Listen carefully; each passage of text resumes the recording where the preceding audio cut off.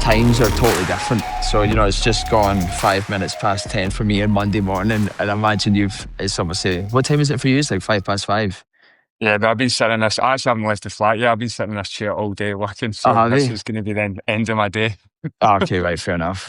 Well, look, obviously you and I haven't actually probably chatted in quite a few years. Mine is like just butt dials by accident on WhatsApp. Yeah, We obviously haven't properly catch up. So I think when you and I last chatted, I don't think either of us were too in depth with anything that we're both now doing. You with the multiple things that we're going to go on to chat about, me with the podcast, and both of us with our fitness and endurance. So I guess what I'm getting at here is, can you give me an update on how you kind of got started into endurance events? And not just events, sorry, your own endurance, like just getting into running and stuff like that. yeah. I think kind of typically as everyone just now, COVID hit, didn't it? So yeah, COVID hit. Lived in London. I think the last time I saw you, Richard, was I might be wrong, but it was in that beer garden in London in Brixton. Yeah, it was. Yeah, it was. Yeah. moved back home pretty much straight away, and then just started running every day. Uh, yeah, and then just signed up for half marathons, signed up to marathons, and got involved in the fitness industry professionally. And yeah, that was the start of it. Running 5Ks every day, and now doing Ironmans and ultras, and haven't stopped. That's very Yeah. cool. Yeah, I did see that. So obviously, I was doing a little bit of research, and it was looking like COVID was the trigger point for you to jump into, just before you even did the events and stuff. It looked like you were perhaps not enjoying the lifestyle during COVID, and then that kind of pushed you into the 5Ks and stuff like that. Is that right? Yeah, it's probably lifestyle in London. You know what the lifestyle in London's like. So yeah, moving back to Glasgow in COVID and getting out of that London lifestyle, which I thought I enjoyed at the time, and decided to never go back. Definitely just kind of, yeah, made me shift into training so much. And was there anyone that suggested you to get into running, or did you literally just like, I'm just going to go run today, and it snowballed from that? Yeah. I've always was into sports in school, playing rugby, playing football, and kind of let that all go. Kind of like late or early 20s, and then just decided to get back onto it. Not obviously football, rugby. Running's so accessible, and it's the only thing you can do. So that was it. Nice. So, you've now got three different things on the go. So you've got rally life, so you've got up and running Yeah, events, and you also have Formula Run. Now, yeah, I was going to say, so in the research for this, I'm an operations manager for an outdoor venture company here where I live. And the reason I'm saying that is I have an understanding of how planning for like logistics and events and just running a business works. And when I was doing the research for you, and I was like, fucking hell, he's got this, he's got that, he's got this other thing. And while they are all related, obviously, it's so much is what I'm getting at. But before we kind of jump into any of them specifically, can you give me like a kind of quick rundown of each, like of what Rally Life is, what Up and Running Events is, and what the Formula Run is? yeah. So Up and Running is a events company based in Scotland, Glasgow, and we put on 5Ks, 10Ks, half marathons all over Glasgow. We've just branched out into Edinburgh, and the plan is to just roll that out over Scotland and the globe if we can. Formula Run is actually just an extension of Up and Running. It's just a race of its portfolio. So it's within the portfolio, and we've got other different concept races. So just a quick one on Formula Run is basically taking a lot of inspiration from different kind of races that are popping up in the world. So it's a 5K track in Glasgow. Sorry, a 1K track, and you do it 5 times for a 5K. So there's paces throughout every race. So you can sign up to a race, you can follow a pacer, try and break your 5K PB. There's relays that go on, and then the fastest guys in the day qualify for a 3K final, and they win. The winner of that wins a cash prize. So that's just a race within up and running events that we put on. And Rally is a bit of a passion project, which is I've been working on for the last year with a close friend of mine. So it's a electrolyte drink in a can with carbohydrate in it. So it's focused to endurance athletes. So started this for about last year, and yeah, we're actually, funny enough, I'm going to the production facility tomorrow morning to can it, and then we're going to start selling in the new year. Wow. So Yeah. you don't mean can it as in bin it, you mean like actually put the ink Yeah, in. yeah, I've actually, Bin it off and so, yeah. yeah, I was saying bottling, but it's a can. So yeah, Okay, fair. that's been the works for about a year. I've had some complications with the recipe and different things, but we did a huge launch shoot for it in Glasgow, and I'm excited for it. Yeah. That's cool. So now, did these all come? Did these all start at the one time, or did you start one and then another and then another? So it's a bit of a long story. So yes and no. I've been a designer for the past 10 years, kind of working in London. And then I moved to Berlin and I started working for a sports nutrition company called Foodspring, who, and they have closed down now, funnily enough, but they're one of the biggest companies in Europe, and sports nutrition companies. And then I moved back to Glasgow and I started working for a company called Primal, who are a global like strength brand. They manufacture gyms and manufacture gym equipment. So I've been working in the sports industry and designing marketing for quite a while. Uh, and I've always kind of wanted to do my own thing. So I started Rally with my friend, Aaron, who owns his own marketing agency. So we kind of put our heads together and thought we'll start our own product. And then off the back of that, I got very, very close with a guy called Sammy Heyman, who is the founder of Up and Running Events. Okay, And good because I people. used to basically run all his events, I got in contact with him to use his events to promote Rally when it launches. And then one thing led to another, I started doing a lot of work for him, and he offered me a position as co-founder. So that's just all happened in the last year. So yeah, I'm now the co-founder Up and Running, still the co-founder of Rally as well.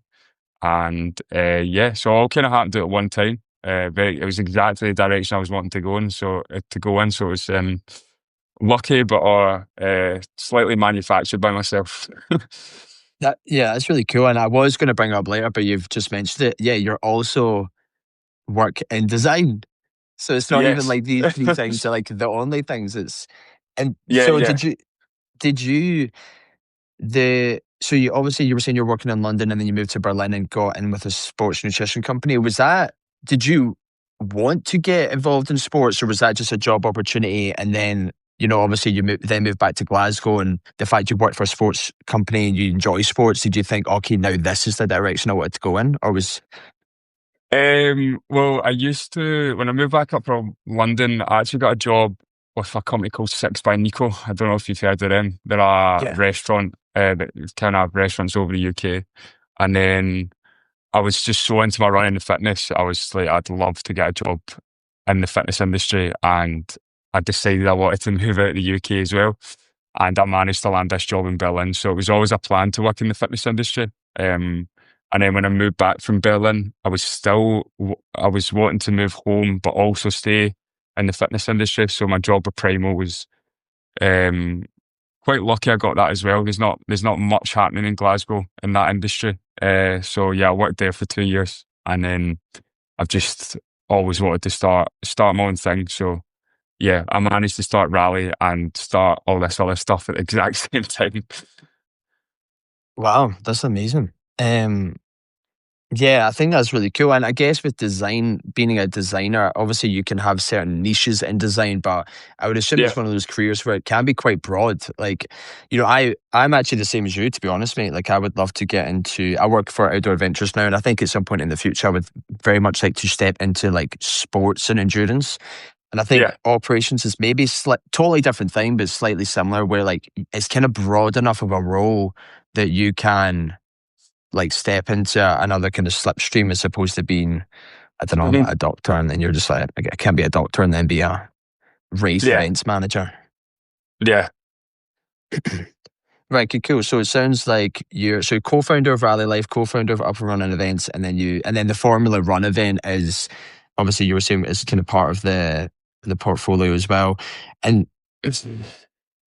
how did you like? Where do you think the confidence came from to do this? You know, these are like very cool things to do, but I would imagine they all have a lot of responsibility as well. Like, what kind of gave you the yeah. confidence to be like, I can do this? You know, I actually sent you my TikTok recently. So the last 2 years, I've been building a personal following on TikTok, and I gained quite a good following. My videos get good views. My followers are an alright level, and it's been a massive constant confidence booster for me. But that's all personal stuff, like documenting my training for my Ironman, documenting my ultra running, and it kind of gave me a platform to one, I actually helped me connect with Sammy, the founder Up and Running, because I was promoting all his races on my TikTok. And yeah, just it's given me a massive confidence boost of working and training and like being in this industry. A large part of my role with Up and Running and with these other fitness companies like Primo and stuff is as much as design, it's marketing as well, and working with influencers and content creators.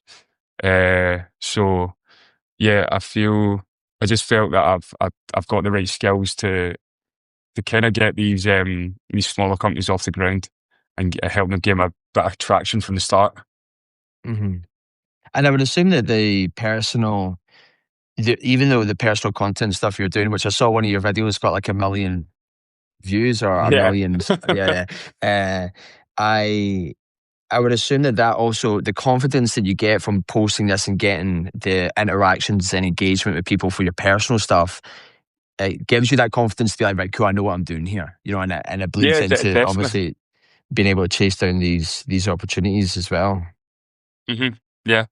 Yeah, it's confidence from, yeah, just putting myself out there. It was hard to start. You know, you got to start with a following of zero. Not that I've got a massive following at all, compared to some people out there. But yeah, definitely kind of fine tuned my thinking and wanting to just, yeah, make it my life and everything I'm doing.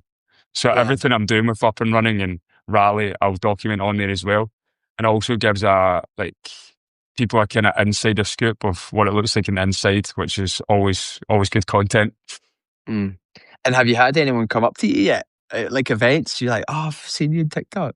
Yeah, I've had a few. Yeah, my most recent actually, I was running the Loch Ness Marathon, and started chatting to a guy because it's recognised me from TikTok.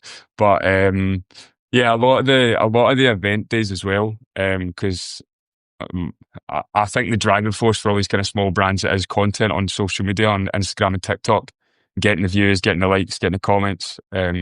So I've like embedded a kind of strategy on race day of always having videographers there, doing interviews with people, asking them what their pre-race meals are, post-race meals, and all that. And the views we get on those videos, we're like hitting hundreds of thousands of views, and the accounts are growing massively, and it's helping the business so much. We don't spend any money at all on ads. It's all organic, and we're selling at races at 1,000 to 2,000 people every weekend. That's amazing. I was wanting to ask you, and it was actually kind of more related to something else, but I guess it kind of fits in with this as well. The, you know, I have when looking at these events, mate, every picture is like 1,000 people. Yeah, I mean, it's quite funny to look at. You know, it's not like the odd, couple of hundred. It's the pictures usually at the beginning, and I would imagine that this is somewhat on purpose, but it's like the beginning of the race, and there's like a train of like 1,000 people behind them. Yeah, yeah. Um, and I was wanting to ask you, like, how with starting a brand new event and just running an event in general, how to get people excited and engaged in it, like what do you think is the most important thing to do? Because I see that you give medals to everyone. Is that right? Yeah, Yeah. yeah. So the concept behind Up and Running is the kind of, I say, bridging the gap between park run. I don't know if you have park run over in Canada. I'm sure you know what park run is, Richard. Yeah. Yes. We don't, but Yeah. I know So what you're talking about. Yeah. Yeah, so it's like they're obviously free 5Ks every Saturday morning. So it's kind of bridging the gap between five these park runs and like your big city events. So it's like taking the energy and the atmosphere from a big city race day into a park and making it accessible to people for a pretty cheap price. And yeah, you get your finish line, there's music, there's commentators, you get a medal, you get a wee goodie bag at the end. We try and get local sponsors involved. So yeah, it's just that little jump. You'll have really fast guys there that are training for the bigger events, and then you'll have people there that are running the first 5K or first 10K. So yeah, it's just that middle ground to making like race days accessible everywhere. Mm. And yeah, I think the engagement of the interviews is what I was kind of leaning on to there was, is you're obviously alluding to the fact that you're getting like tons of not free necessarily because you're still putting the time and effort into it, but tons of marketing Yeah. and advertising for these interviews. Like, I would assume that people also must love that as well. Like, if say I'm going to like an upper running event, and it may be quite exciting to be like, oh, they might ask me. Like, I know that they do these Yeah, videos at the yeah. end of it. It'd be quite cool if they, oh, they might ask me, and like, what did I have this morning? I think the engagement of people is, I mean, to me, seems really important, and it seems like you kind of have not cracked it as if it's like the final iteration, but it seems like you're definitely Yeah.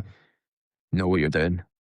Yeah, it's definitely a lot. We get a lot of no's when I approach people. Yeah, Probably I could. 50% actually. A lot of people don't want to be on the camera, but like the whole definitely it's to engage people on race day, and like cat like when people finish these races, they're on an absolute high. So it's also always good to capture that. Um, but like the main point of it is just actually it's just like creating entertainment on these platforms. Like if you create entertainment, people are gonna view the videos, they're gonna want to be there. There's a bit of FOMO involved. But yeah, it's it's something I'm going to keep try doing.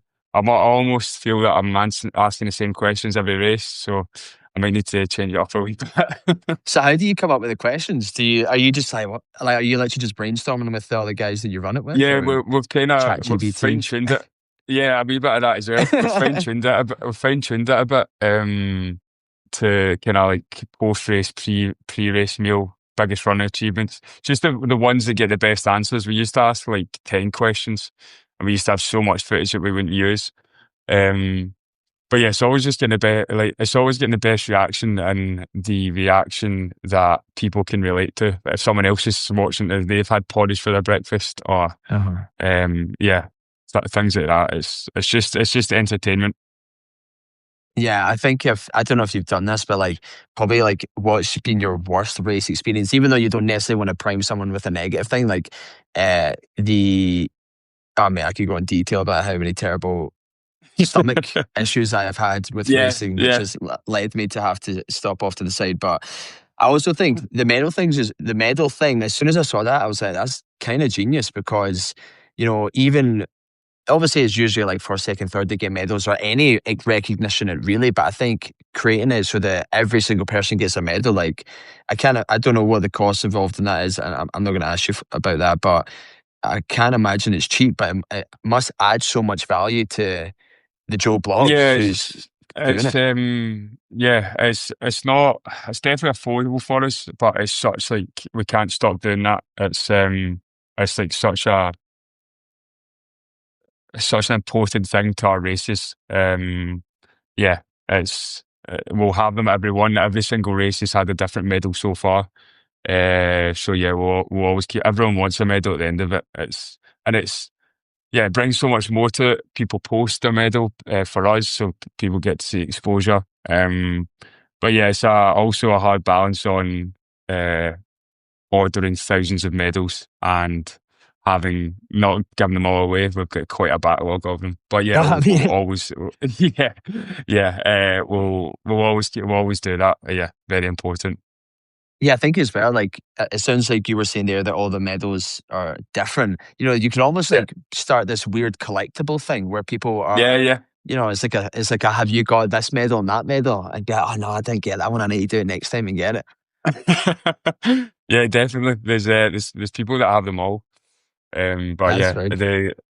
it's been running. Sammy, I started the company about 2 years ago. And it used to only this year it was only about one event a month. The year before that, it was only, I think he only had 5 events, but next year we're seriously ramping it up. So January we've got 5 in January itself. So it's Wow. yeah, it's a crazy amount of medals and crazy amount of different designs we need to come up with. We usually try and find some type of artifact in the park or something to do with the local area. And Hmm. yeah, they're all class. Yeah. Yeah, they are. Because I remember I did a race here a couple of years ago now, maybe like 4 years ago now, and they were giving away free. Mate, they were giving away free T-shirts, right? Actually, it wasn't free. Like technically, you paid for it, but they were giving away these really cool North Face long sleeved running tops. And mine, Yeah. for I can't remember why, but for whatever reason, I didn't get mine at the time, and shamefully, mate, I hounded the guy until like I'm not, and I mean, I'm saying that lightly, like I didn't actually hound the guy, but see, for no joke, about 1 year, I was having back and forth emails with this guy about getting this T-shirt, and I guess what I'm getting at is the fact that it's kind of similar to the medals. It's like just that little Yeah, yeah. thing that, like, that was, because this didn't have a. Well, actually, this had they gave away. So this is kind of interesting. They gave away boulders. Was there like Okay.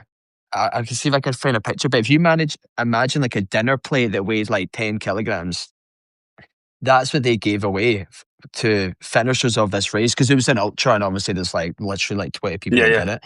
But I guess what I'm kind of mumbling here is that the medals, or in this case the T-shirt, like people love that stuff. Like, as I say, I for 1 year was like, I need this T-shirt, and then when I got it, I was like, fucking sweet. So yeah, I can see how the Yeah, medal to give it idea. a bit of a insider scoop to how well good the medals are, we've got an event coming up in 28th of December, and yeah, we posted a pic of the medal on Instagram. We must have got like 60 to 80 sign-ups instantly.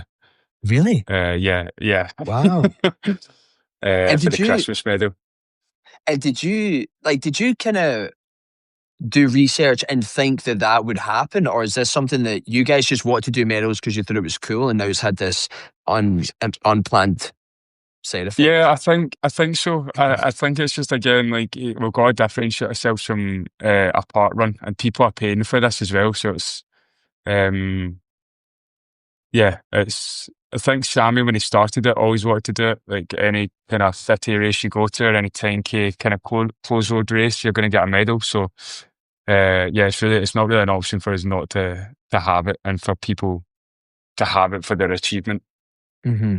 So so it sounds like, so Sammy started this originally. So I guess one of my questions was going to be, the first event that you kind of set up and ran, like how was that? But I guess for you, your involvement of it, was it already set up in such a way where you were kind of stepping in and supporting it, or did you still have like a lot of like, oh my god, this is like the first event Yeah, I'm we've missing? actually got a funny story on this. So Sammy's first event was 2 years ago, Kelvin Grove Park in Glasgow, and I was actually running it.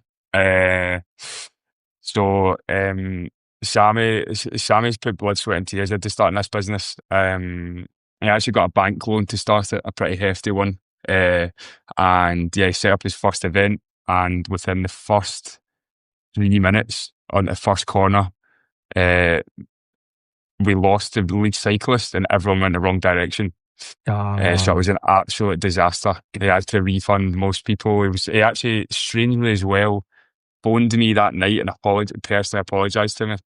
oh wow. Yeah, it Did nearly, you know him? it nearly, no, I didn't at all. No, Oh, that's just another kind of piece of the puzzle why I'm working with him now. I used to run all of the events. Because when I saw this company when I saw this get set up in Glasgow, I was like, this is fantastic. So yeah, I used to run them all. And I actually managed to win his second one as well. wow. And I introduced myself and I crossed the line. So we had cross paths. But yeah, his first event went totally tits up. Everyone running in different directions in the park, and yeah, it was close to. I think he was close to just not trying it again, but it went on. In terms of my actual first involvement on race day, yeah, everything was uh, kind of set up. We've got a pretty slick operation now. We're still a very small team. There's only 3 of us that work full time, and then on our actual event day, we've got a huge pool of staff. We've also got volunteers from local run clubs that come along. So Um, I say it's slick as that every race is very stressful. We have to set up in the park on the Saturday. We've put all the signs out just to save us a bit of time, and then me, Sammy, and Gav, and some of the team get into the park at 4 a.m. To basically set the whole course up and set the event village up. So yeah, it's hard work the race weekends, and as I said, we're moving into next year with one race a weekend, so we're going to have to really find the right staff and the right people as well. Moving to a different city, like in Edinburgh, we don't know any staff there, so that's going to be a new ball game for us, trying to find new people to rely on in a different city. And when it comes to taking new people on, like how, I guess this is a two-part question. How important do you think that is, and what are the kind of people that you're looking for? Um, it's very important. It's probably me and Sammy talk about this all the time. It's good. It's like I see it as like the barrier between like where we are just now in the company really expanding. Like these race days are completely like me, Sammy, and Gav, who are the three of us are full time, are like the main driving force behind it. So if we ever want to get to a position that we're really expanded, like in different cities, and we can't be at all the events, we're gonna have to find the exact people to go and run those events for us, and kind of just oversee stuff from afar. Yeah, in terms of the people we're looking for, I always like people that like to run. The people that like, even if someone's like going to an event to run, they kind of know what's happening. But yeah, it's probably the biggest stumbling block, just getting the right people and people we can rely on, because it's a tough shift as well. Yeah, Yeah, I have a friend who he owns a transportation company here, and he does like tours. And he's probably started out at the same time as Sammy. Like I think he's been running for like 2 or 3 years now. And anyway, him and I were so most of his staff are bus. They need to be able to drive a bus, like, and you have to have yeah, like a. It's not just like a driving license; you need like a bus license. And anyway, he said to me that the most reliable thing in someone's resume that they wouldn't be good for the job was if they had previous experience of being a bus driver. And the reason that he was saying that is because while being a professional driver is a skill in itself, he said that normally the people that go into that job, they're kind of like quiet, introverted, and don't really they want to be a bus driver because they just want to be, driving the roads yeah, and yeah, not necessarily yeah. a job where they communicate with people. He was like, you can put anyone through like a driving course, but he needs people that have like the drive, the personality. hmm And I guess what I'm getting at here is he was saying that someone's personality and who they are as a person is more important to him than the specifics of being able to drive a bus at the beginning, because he can teach them how to drive a bus. He can't teach someone to be personable and a team player and, all these other things. Yeah, it's a good way to look at it. We have it's there's kind of probably, I guess, different positions you're looking for. Then you just need some strong bodies in the morning to like pack and unload the vans. But then they also turn into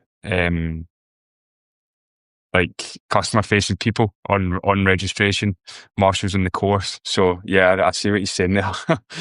Have you ever had that? You were saying that you've set up on the Saturday. Have you ever come back at like 4 a.m. and that, someone drunk in the park has like moved all your cones or just bumped stuff and you're like, Nothing terrible's happened. The sign that always goes missing is the water station sign that says "Drinks Ahead."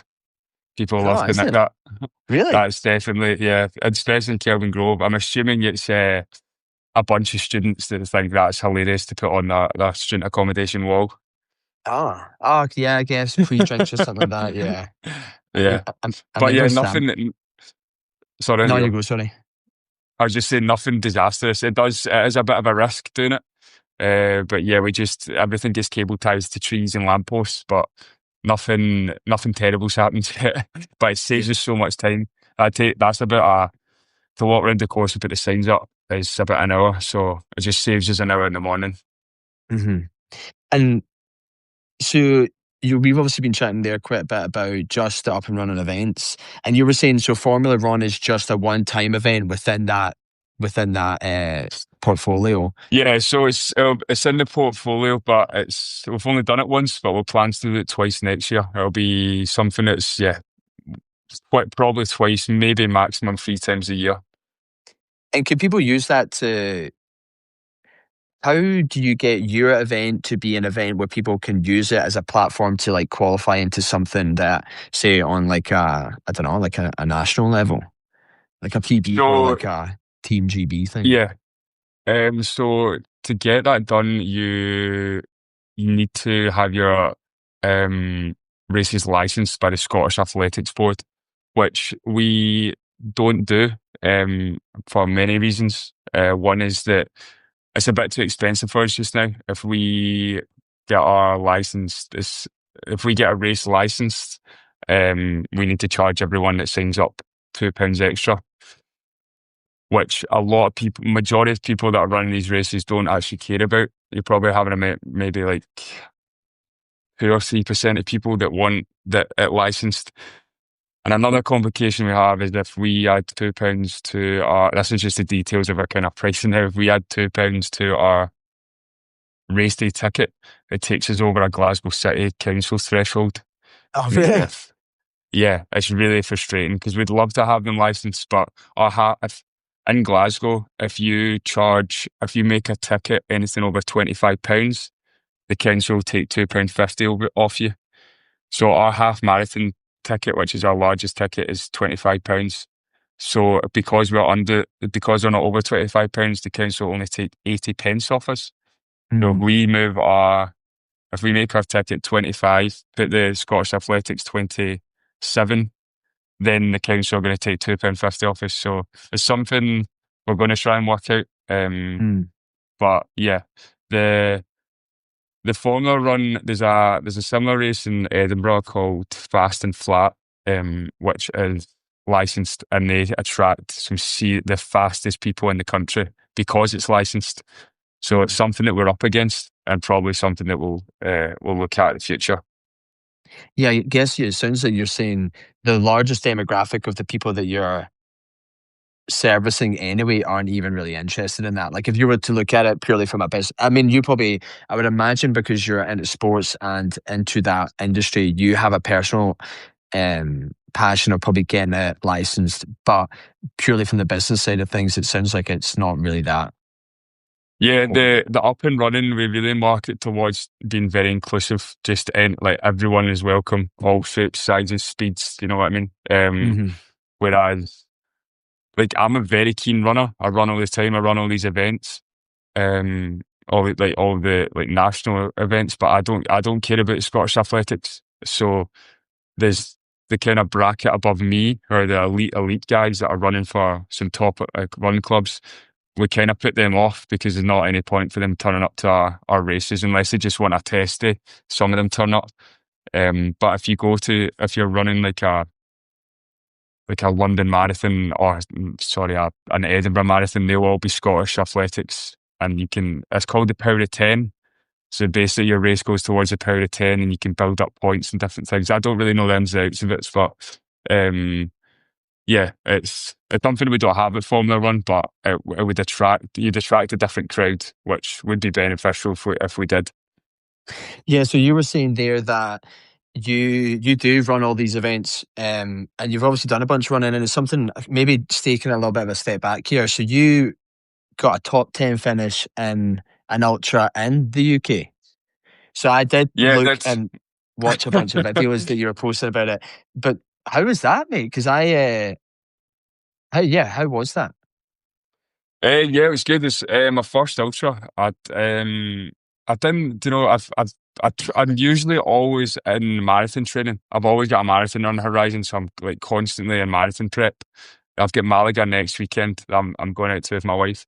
Um, So yeah, I just decided. I remember asking you for advice in the past, Richard, about your Ironmans. Mm. I've done a handful of them.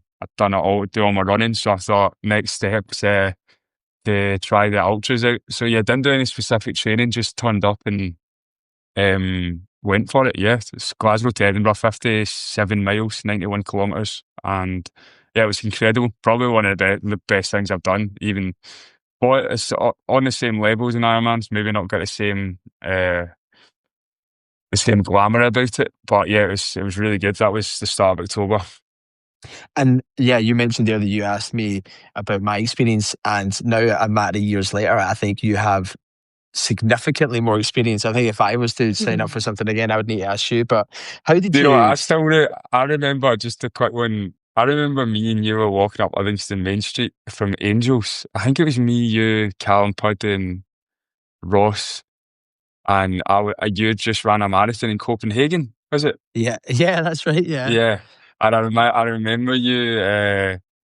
I remember you describing the last like 5 kilometers as just, and I just was like absolutely mind blown by it. I'd never run a 5K or anything, and you were like, it's the hardest thing ever I've ever done. But yeah, just it's funny that we're sitting here now talking about Ironmans and oaks. Yeah, and multiple Ironmans and all. And I think, I mean, you may be the same as me then. Yeah, I'm the same as you. Like I remember the first run. I mean, I did a bunch of running when I was a kid, but the first race, I did a half marathon, the Glasgow half marathon, and I remember when I finished it, it blew my mind. I was like, people run double this. I was like, that Yeah, is yeah, wild to yeah. me.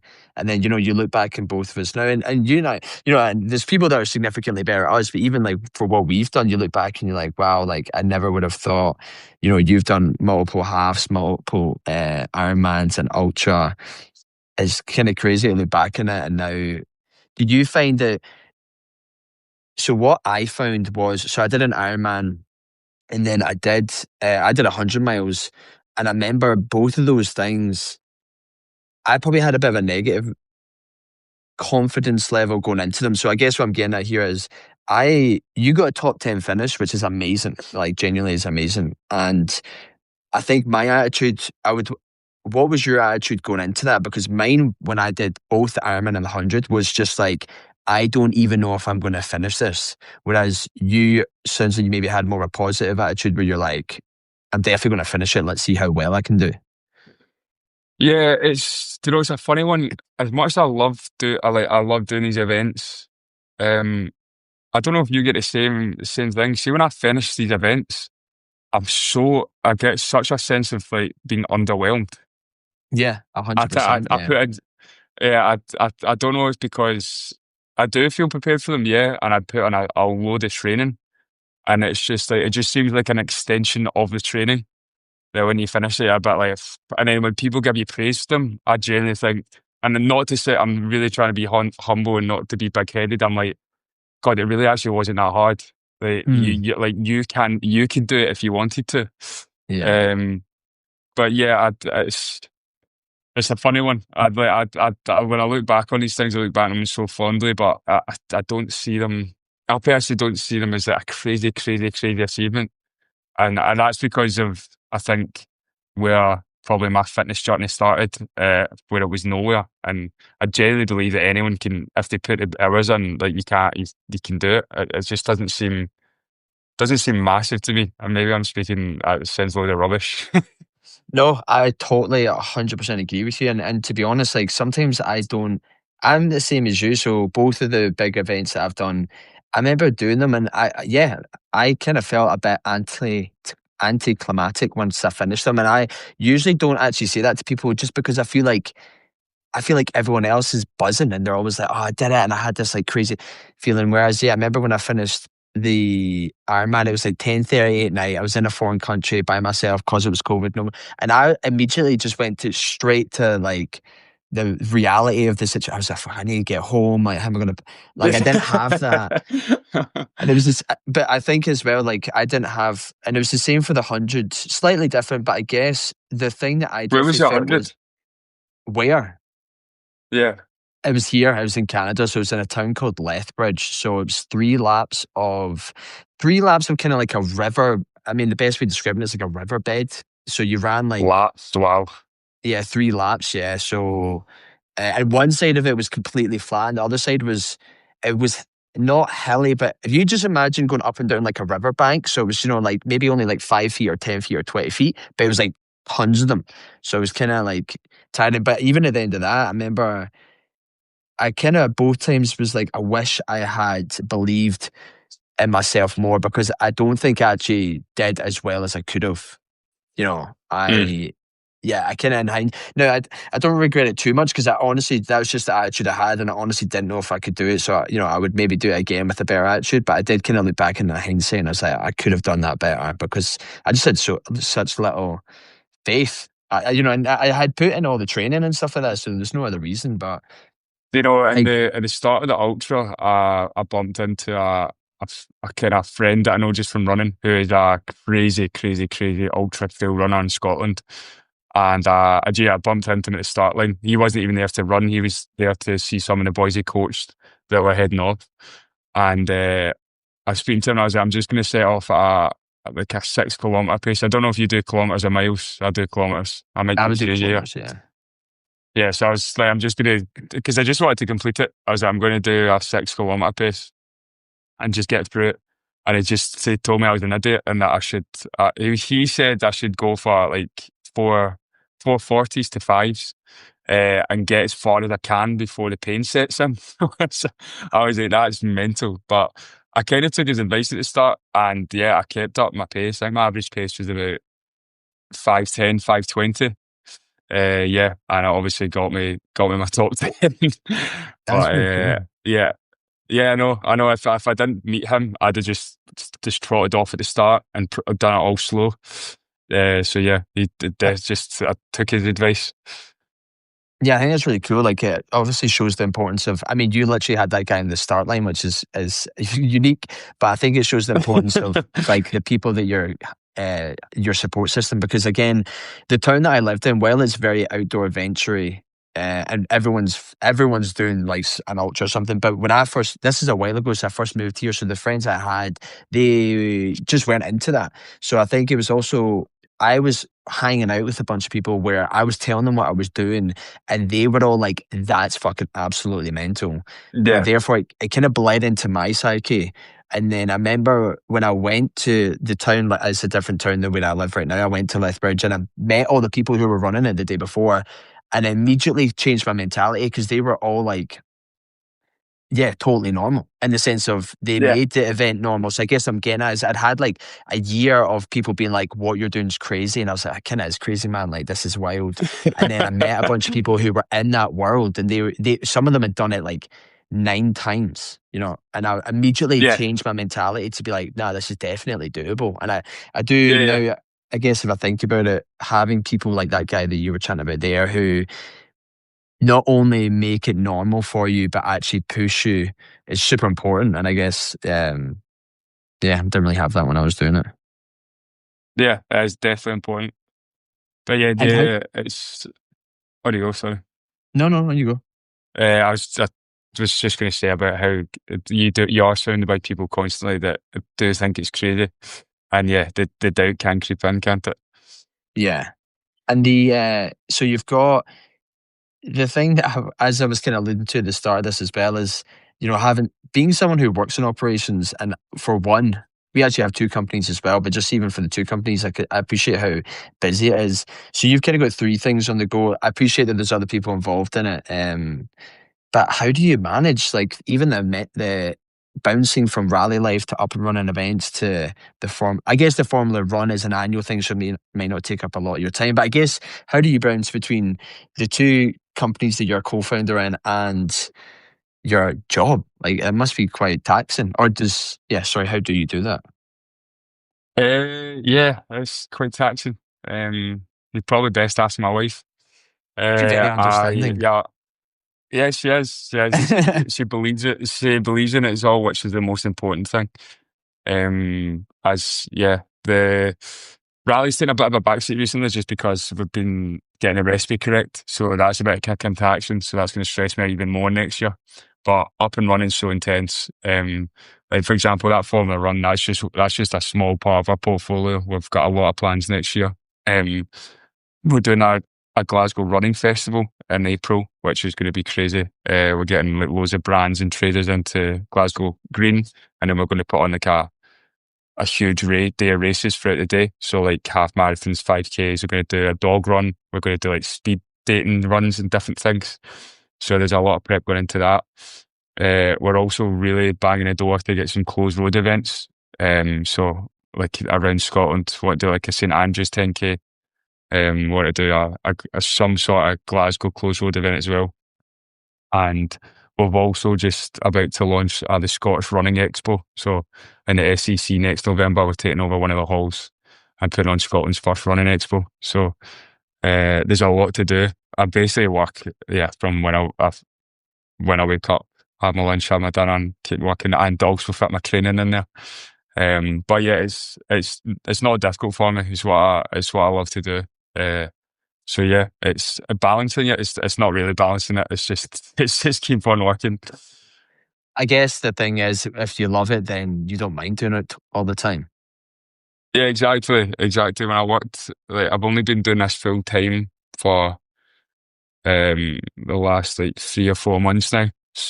Before that, I was always in 9 to 5s. So um, it's good to have something that like yeah, it's completely mine, and the amount of work I put into it is the amount I'm going to see the success, like the out the other side of it, the success of it.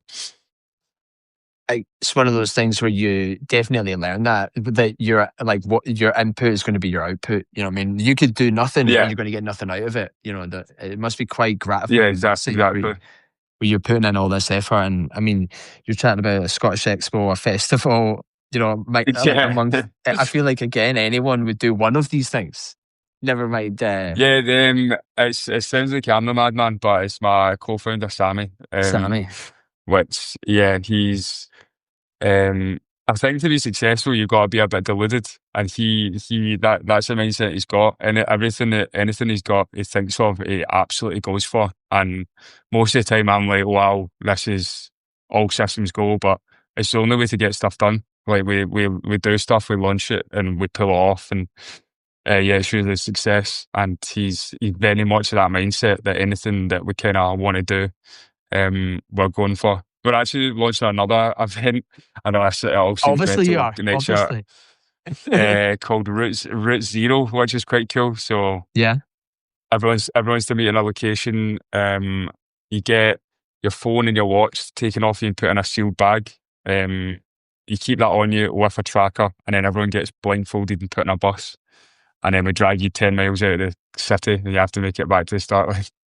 Wow, But that's very cool. that that's just a smaller event. That'll only be like a 100-person event. But we're just trying to make all these new kind of race concepts. So Yeah, how would they? it's what on you go, sorry. So with that one specifically, so you're saying that you take their watch off them, take their phone off them, and then what are they just using their like?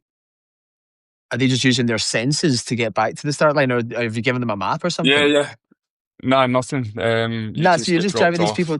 Mate, that'd be mad. I can't. Yeah. If you were to drive me 10 miles away from where I am just now, drop me off, I'd be like, I've got no idea where to go. I think if you're in Glasgow or if you're in Edinburgh, Ah, I okay, think yeah, you can yeah. you can obviously use road signs, you can use whatever, but you'll have your phone and your watch on you. But if the seal is broken on your bag when you get to back to the start line, you're disqualified. Ah, okay, right. So they're not. Yeah, right, okay, that makes.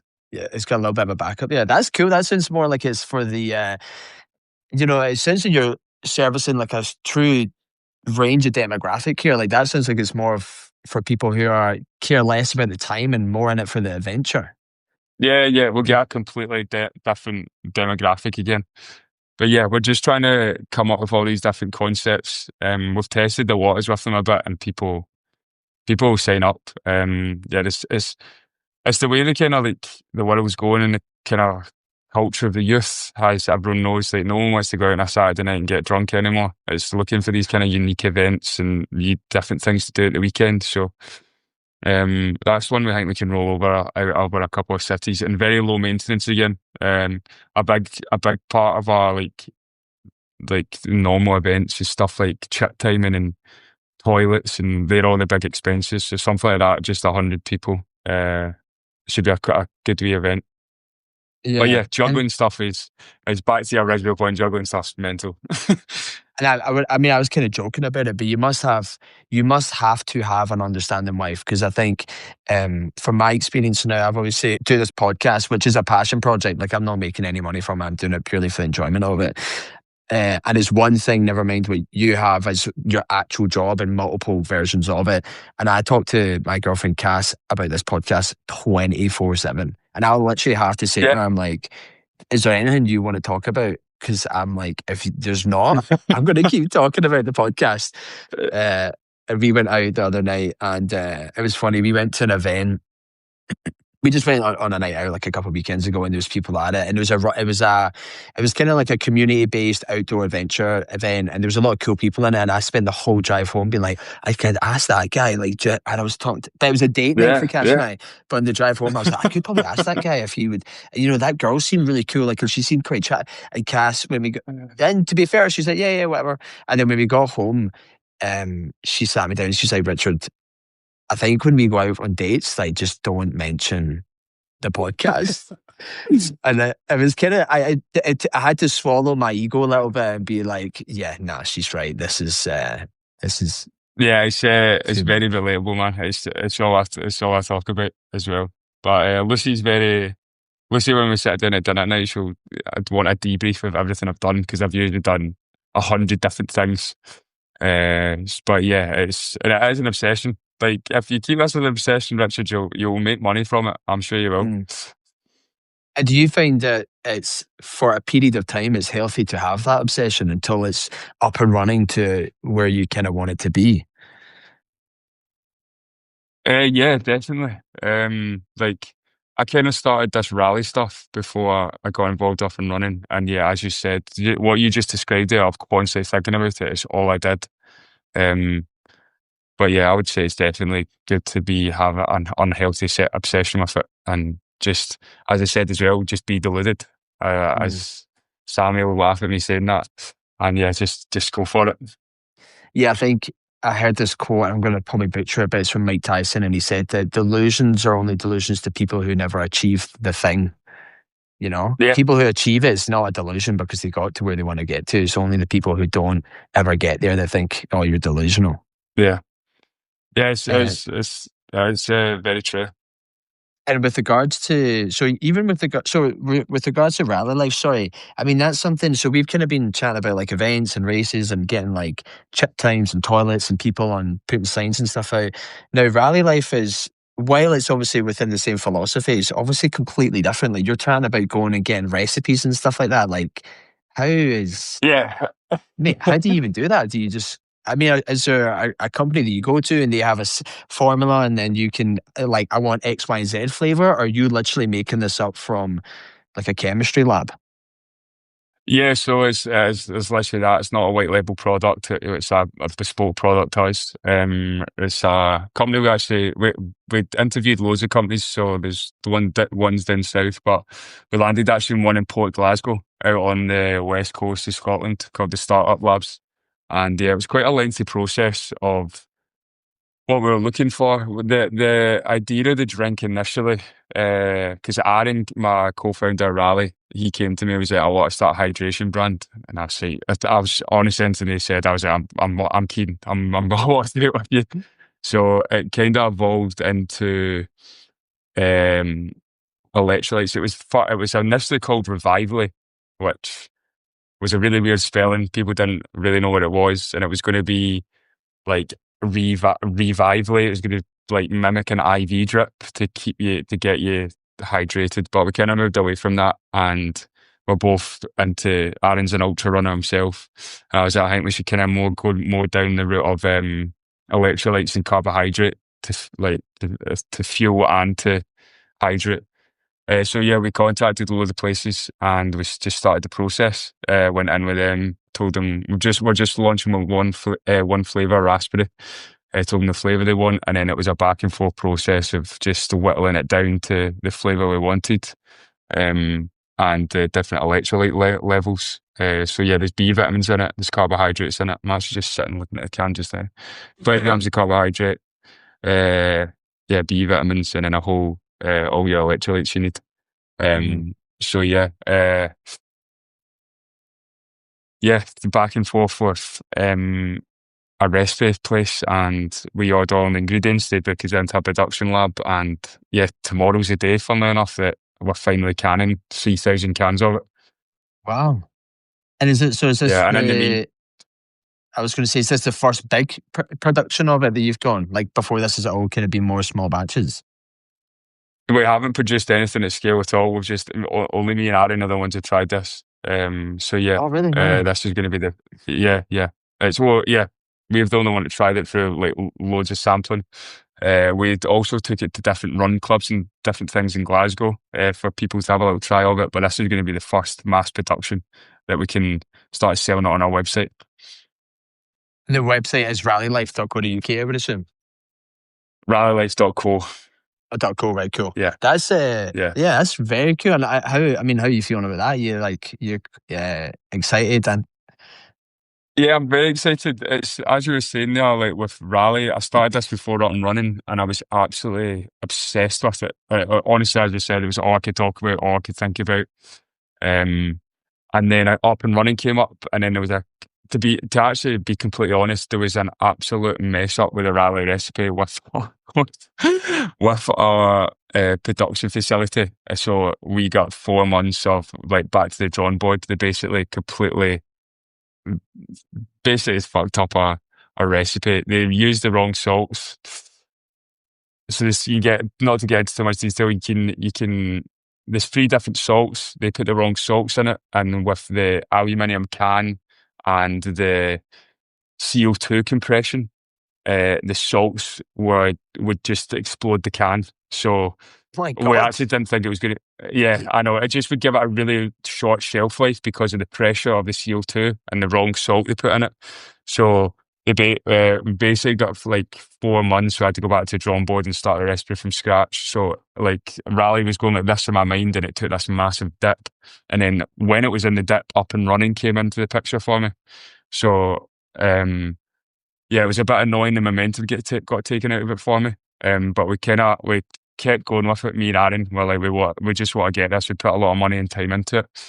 So yeah, we had to order all the new ingredients, and yeah, we should have had it a lot longer ago. But in that time, we've made all the marketing material. Um, we did a whole weekend of photography and video, and yeah, we're all ready and set to go when we get our hands on it. Wow, that's amazing. And Yeah. how important you were kind of alluding to there of like having a bit of a dip in this thing that you love, and how important do you think it is with when you have those dips to not be just deflated and be like, I'm just going to bin it, like, and just keep taking a step forward when you're like, just keep going in the dip even though you don't really have a guarantee of success. So that must Yeah, be hard. I think it's very important, but I think I think all you got to do is kind of look at what you're currently doing and the reason that you're doing that thing. So, like, if I've decided to bin off Rally, like, I've not taken any step forward. I'm just going to keep on doing the exact same thing I'm doing in my life. As much as up and running came along for me at a pretty perfect time. If I was to take it and up and running out of the equation, like as hard as Rally was and the challenges that we've faced with it, which I have been absolutely mental. Nah, you just gotta go for it. Yeah, because I guess I've definitely thought about that. Even just for this, like as I say, this is purely just a passion project for now. But I thought about it for like a decade before I actually started doing it, and I kind of got to that point where I was like, I think about this so much, that, and I know I've done the life without it. Now, obviously, this, as I say, is just more of a project, so it's not like I've changed my career, but I'm like, I've already done a life without it. So if I was to quit this, I know exactly what that would be like. And that would just be me wishing that I was doing this. So I was like, right, Yeah, well, exactly. e- Yeah. yeah, even when I've had points where it's dipped for whatever reason, maybe I haven't had anyone want to do one for a while or whatever. I'm just like, just do anything that's related to the thing to just try and progress and like minimally like in incremental steps forward. So yeah, I definitely think it's very cool. I mean, obviously you were saying they had the up and running events, which maybe um distracted you a little bit, but you've kept going with it. Yeah, and the reason I've kept going with it so much is, yeah, me and Aaron put a lot of time in that, so much so much time and a lot of money into it, but they almost kind of are side by side. Like what I'm doing with up and running events is going to massively benefit Rally when it launches. We've got a whole pool of runners. We've got the things like the Expo and the festival. Like Rally can all be there. So um, it's probably a reason why I've kept going for it so much because I know that I've got something there to help boost it when it comes along. Mhm. Um, but yeah, it's got to keep going with it. I guess taking it like a step back, how do you so when it comes to like getting partners and venues and locations on board, you're obviously chatting about, wanting to do some closed running events.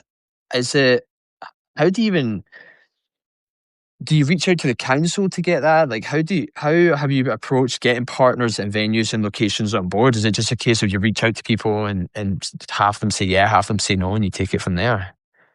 Yeah, I kind of deal with all kind of brand partnership stuff with up and running. Sammy's more operational, so he's like dealing with councils, dealing with applications. So yeah, on his side, you got to go through the councils. You got to go through licensing boards. So the councils are not the best to deal with. I'll just say that. Very slow. Glasgow in particular. Hope they're not going to listen to me say this because we're trying to keep up a good relationship with them. But uh, yeah, so for example, in Glasgow, there's a thing called an events board. They meet every 4 months, and to get an closed road event in Glasgow, you need to get the events board to sign it off. And Glasgow are not really up for closed road events. It's very frustrating. One of my life goals is to put on the Glasgow Marathon. That's what I want to do. There's not a Glasgow Marathon, which is crazy. Every other major city in Europe and the UK have got one. Um, so yeah, that's one of our big long-term goals. But Glasgow just don't seem up for it for some reason. There used to be one back in the 80s. And obviously the Edinburgh, there's Inverness. There's only two major ones in Scotland and there's a loads in England. So that's one for the future, but it's up to the council if they'll let us put it on. In terms of what I do with branded partnerships is yeah, just a little like reaching out to kind of brands and places I think would do well with the event. So, example, we're doing Kelvin Grove race day next in a couple of weeks. I just usually reach out to kind of local bars and restaurants as if they want to be a sponsor. Church in the Hill sponsored the Queen's Park one in Glasgow. They offered like 20% off all medal holders. You get a free half pint. So it also just benefits the runners' experience as well, having these people on board. So Mhm. yeah, there's lots of different routes you can go down. We've got a recovery partner as well, which is called Wolf Tuner. They're a recovery suite in Glasgow, so they're like contrast therapy, hot cold plunges and saunas. So they're our kind of recovery partner, and we push all our runners to them post race. But it's something that I've only really started building out for Sammy since we've joined. He's very much focused on event day itself and actual Mhm. operations and execution of that.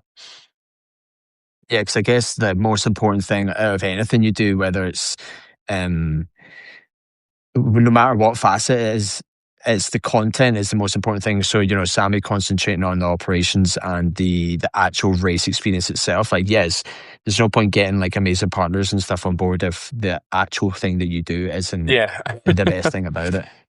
yeah, exactly. And I saw that Always, you you, always need to keep that in mind. yeah, and I saw that you have got Vybey on board, which is run by Gordon Belch. Is that right? Yeah. Yeah, yeah. So another thing, I'm an investor in Vybey. I work Oh, you at nice. Vybey. Yeah, so I work. I've been working with Vybey for the last 3 years. But I actually got a lot of stuff here. Man. I do all the packaging design. Oh, wow, that's cool. So everything you see at Vybey, I've designed and packaging wise. So yeah, I work with Gordon on a sweat equity basis. All my time that goes into Vybey gets transferred into shares, and I've been doing that for the last 3 years. That's very cool. And is it Vybey? Is it Yeah. still mainly in Australia, or you got it anywhere else now? Mainly Australia. That's where the biggest market is. Got a bit of a UK market. Gordon used to be based in Amsterdam, so he there is a bit of an EU market, I believe, as well. But we've also just launched in like TikTok in China. Um, so yeah, it's doing quite well, Vybey, actually. Definitely Australia's the best uh place for it, but it does well. Yeah, so that's cool. Yeah, I did see that when I was looking through, and I was like, I didn't realize you were actually working for Gordon, but I thought that was quite Yeah. cool.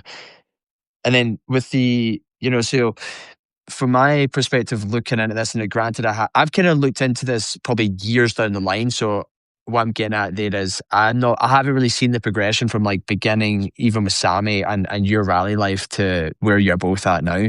I've just kind of went on it the other day. I was like, holy shit, man, that's like a massive event. How have you found the response from like the pre-existing community of people who run events and are in this space? Like, have they all been quite welcoming to be like, this is a new thing, we encourage it? Or have you had opposite experience from that? So, do you mean, sorry, the like our competitors that are already in the market? Yeah, So like other race events companies. yeah. Um, there's definitely competitors. With Sammy set this up, there was a real gap in the market. That's why it's taken off quite well. But there's people. A bit of a hard one to answer because there's competitors, but there's not competitors. I know there's people not happy with us moving into different cities that have races there. Um, but yeah, I wouldn't say there's too much uh, like anyone annoyed or anything. Someone that always reaches out to us, what we've touched on is Scottish Athletics. They always try and push us to get our races licensed. Um, and I don't think they're the happiest that we don't have them licensed. Because they are the athletics, the running board. But yeah, apart from that, always well. And do you think with the Scottish Athletics, could it be as simple as like, because they want to be like the big athletic sport within Scotland, if you're not licensed, can they have any more control of what you're doing if you're licensed? Like, I would assume you have to maybe fall into their criteria. Um, yeah, their criteria is that they'll bring along their measuring kit, which is like all like people that are trained in like very detailed measuring. So once that's measured, which you have to pay for as well, um, that's the only thing. You can they stick the £2 on top of the race entry, and yeah, people can put it towards the power of 10. Hmm.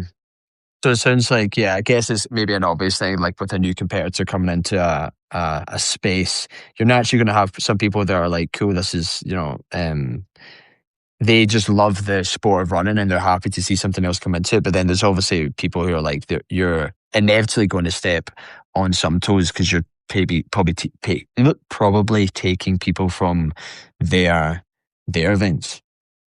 Yeah. There's like Scottish Athletics have a handful of their own events, but like the running industry's evolved so much that there's all these new runners that don't really understand what Scottish Athletics are, or understand what the power of 10 is, or would understand why they would even need a licensed course. Like we market ourselves as like, as we said, like an inclusive like come along. It's more of like don't want to make it not serious, but it's more of like a an event, like a day out for maybe you and your family, you and your friends. There are some serious runners there as well if you want to get a good time, but it's not it's not really somewhere to turn up for like hardcore, like these like cross country old school run club racing, which running used to be like 5, 6, 7, 8 years ago. Like everyone's running these days. So it was only like the weird people used to run like 10 years ago. So yeah, there's it's just a kind of running's evolved a bit from needing all those kind of rules around it. Hmm.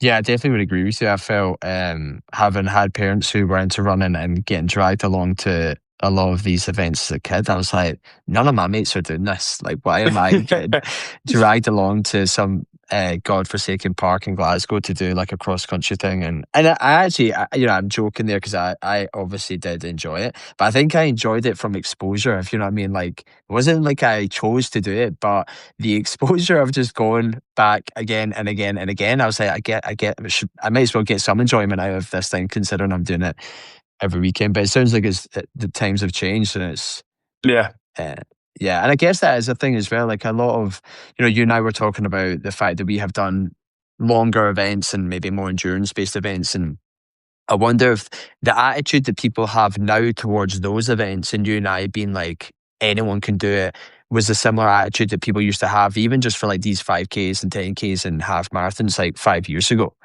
where everyone was, you were kind of put, I can't run 10K. And you've kind of fit into this space now where you're like, no, like everyone can do it, and you yeah, make it actually, and as you say, you make it more of an event and more of an enjoyable experience, as opposed to when you and I were younger and you were really just turning up, running a thing, and then leaving. Like there wasn't yeah. uh, they, yeah, that's very cool. And I was going to ask now with the goal of each. So you were chatting about how running up and running events. So you're in Glasgow just now. You're obviously expanding into Edinburgh. You were saying about like taking it global. I mean, is that kind of like the ultimate goal with that? Yeah, absolutely. It's a very cool name. Very cool name. Yeah. Yeah. Thank you. I'll say to Sammy. Tell Sammy, yeah. Um, yeah, the plan is to take it global. As I say, Sammy's got massive plans for this company. He, if they could, would launch it in Australia tomorrow. As much as like as much as it seems simple as running events, they're actually like not a lot of places in the world do these. Like we could go and set these up. We could go and set these up in every city in Europe. We could go over to Australia. We could set them in all our parks in Australia. It's just having the infrastructure and the team to do it. So the plan is to Glasgow, Edinburgh, Aberdeen, and start hitting down south a wee bit. And yeah, it can go global. We do have a big competitor called Run Through, which are a monster compared to us. They do all down south of London. Like, yeah, do a lot of the south, and they've actually just launched in America. I think they've got a couple of races in New York, just a handful of races. But it's as much as they're a big competitor and much bigger than us, it gives us such a confidence boost that like the market's there, like it can be done. Mm. Um, they've actually just launched a race in Qatar, and they do a couple of trail races in Switzerland and France and different things in the Alps. So it can be done, and we will do it. Um, but yeah, it's just how quickly we can do it. Yeah, yeah, exactly. And I guess with Rally Life, same idea. Like, what the ultimate goal from that, I would assume, is just to grow it into again a kind of global brand. Yeah, yeah. We'll launch the cans. Um, Rally's going to be tough. We know that. It's like the electrolyte market is you know how like saturated it is. And so many of the brands are doing well of recent, like Hayden's Pure Sport, those guys. So it's going to be really tough, but the plan is to launch the cans, try and put another order in for them, and just keep doing that and keep building it, and hopefully come out with other products in the future. But yeah, using up and running to benefit as much as we can. Yeah, so Rally Life and up and run events would, I mean, it makes sense that they would kind of work in tandem. Not work in tandem, but Yeah. like you could offer the Rally Life at their events. Yeah, exactly. It's not exactly a clientele, to be honest. Like the rally life's a bit more, hardcore. Like the branding and the kind of messaging we've got for it is a bit more like, people are into their running, their cycling, their Ironmans. And whereas sort of the people that come along to up and run events are, some people are come to run the first 5K, but definitely there's a 100% a crossover there. And to like, what do you think's the most important thing, like within these businesses to get them to that point? What do you mean? Sort of case, say that again. What do you think is the most important thing that you guys need to like keep doing that's going to keep building you up to that point of like being in the UK, being in Australia, and then and going even further?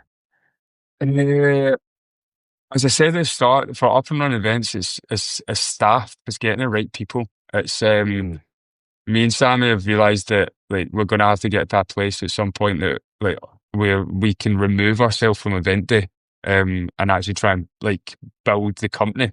Whereas just now, me and Sammy are still like blood, sweat, and tears into this. Like we get like our weekends are like, we work 5 days a week, Monday to Friday on the event that's coming up, and then Saturday we're in the parks at 4 a.m. packing the vans, unpacking the vans, building the event village. So um, for it to scale up and running, uh, we're going to have to just get our heads around, which I still haven't worked out yet, but we need to work it out is how we can step away from the event day basically and move to a different location. Like if the events were running in Scotland nice and smoothly, me and Sammy could go and get a flight to Australia and try and start the there with Rally. Yeah, that'll be Rally's obviously a lot less hands-on. We'll have a stock, we'll have a Shopify site, and hopefully just orders will come in through marketing and activations. Yeah. Yeah, there's a very cool I'll send it to you after this. There's a really cool book I read called Turn the Ship Around. And it's without going too in depth of the story, it's a guy's autobiography of he was like the captain of this nuclear US submarine, and it was like the worst performing one, and then he took over and it's now the best one in their fleet. And it's all about team and building the right team, and Yeah, how I think he was saying that in the past, and probably a lot of businesses do this, where like a lot of people who are at the top of their business, they get a lot of gratification from the fact that if they were to step away from it for a day or for a weekend or whatever, it wouldn't be able to run because they're so key and critical to it.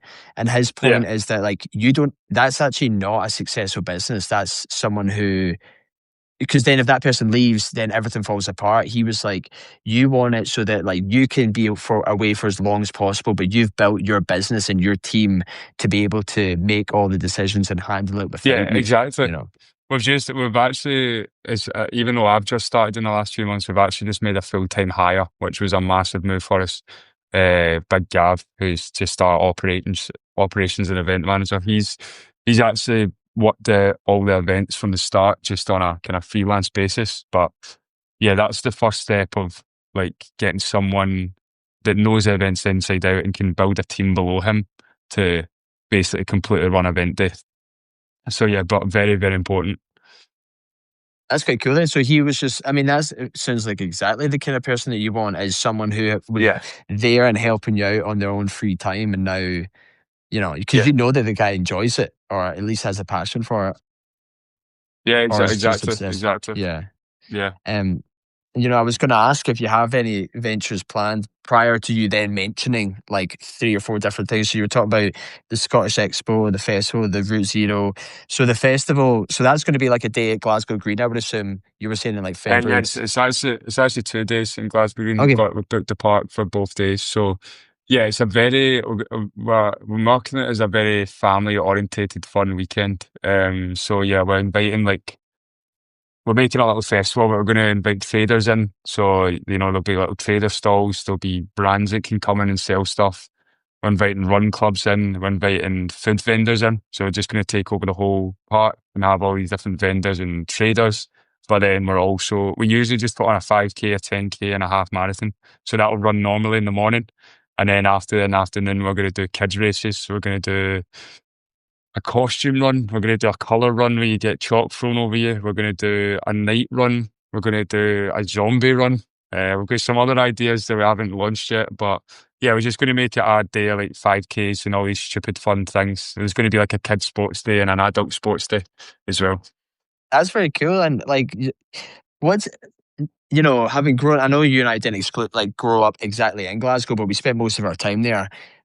What's it like now being your age and our age, sorry, and putting these events, like taking over the whole of Glasgow Green, which to, me, my memory as a kid was like, you'd go to events there, and now to be someone who's putting events on there, like, how does that feel? Yeah, it's strange, definitely. Yeah, still a bit surreal. but yeah, good fun at the same time. Like I've done quite a few events now that like with Sammy that it doesn't seem too big of a jump for us. It's like it's a natural progression to do like a festival like this. And another thing as well, we get cause we get such this like same clientele, like there's such a community for it in Glasgow that a lot of the people when we launch stuff and come up with these different concepts, people absolutely love it because they know it's coming from us and that they come to all of our other races. So yeah, no, it doesn't seem too scary to be honest. And I think the Scottish Expo as well, that's like a similar thing. But it's you were saying it's at the CCC, and it's not going to be like you won't obviously be doing races and stuff there, but similar idea where you're getting like a bunch of just sports related brands. So they'd be like, I've seen Yeah, so food, clothing. yeah, so there's only one expo in the UK in Birmingham called the National Running Show. The other one actually, there's actually another one, but it's the London Marathon Expo. But you can only get into that if you're running the marathon. So we just felt there was a bit of a gap in the market for it in Scotland. Actually, saying that there is one in Northern Ireland that's launching soon. So yeah, that'll be obviously no races. I'll just be getting in contact with brands, having different speakers, and yeah, just basically a bit of a shopping mall inside the SEC with speakers and different things going on. But we're pretty excited about it. It's a it's a bigger step to what we're doing. To be honest with you, it's a bit of a scarier one because it's we're talking about the SEC, we're talking about potentially 20,000 people coming through the door over the weekend. So yeah, one that we're just like going full throttle with, and hopefully it'll all work out.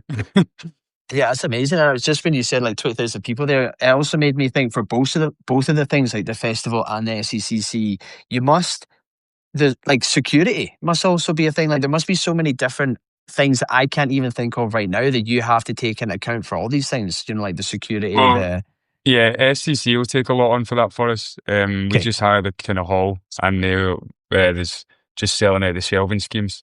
In terms of the parks themselves,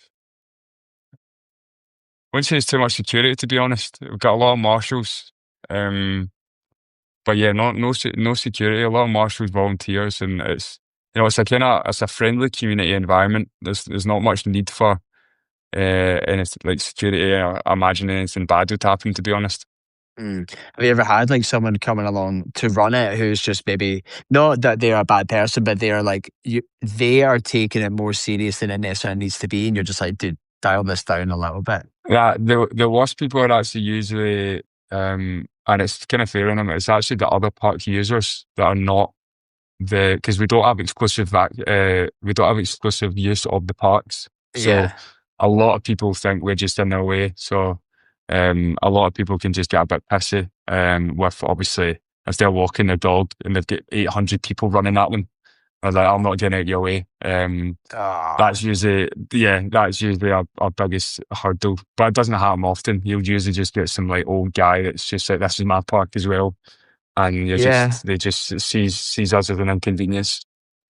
Yeah, and I do get that. Like, it is a public space, and it's not, as you said, Yeah, that is. you know, you guys haven't cordoned it off. But while I totally get that, I see the guy's perspective. You would also be like a bit of common sense, man. Like, if there's Yeah. 800 people and you're Yeah. one person, like maybe it would be easier if you just step to the side.